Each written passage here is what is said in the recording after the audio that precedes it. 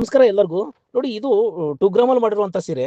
ಈ ಸೀರೆ ಬಂದಾಗ ನನಗನ್ಸುತ್ತೆ, ನಾನು 15 ವರ್ಷದ ಕೆಳಗಡೆ ನಾನ್ ಕೆಲಸ ಮಾಡ್ಬೇಕಾದ್ರೆ ಕೂಡ ಈ ಜರಿ ಲೈನ್ಸ್ ಇದೆ ಅಲ್ವಾ, ಈ ಬಾಡಿಯಲ್ಲಿ ಬಂದಿರೋ ಲೈನ್ಸು, ಈ ಲೈನ್ಸ್ ಬರುವಂತ ಮಗ್ಗ ನಾನು ಕೂಡ ನೈತಾ ಇದ್ದೆ.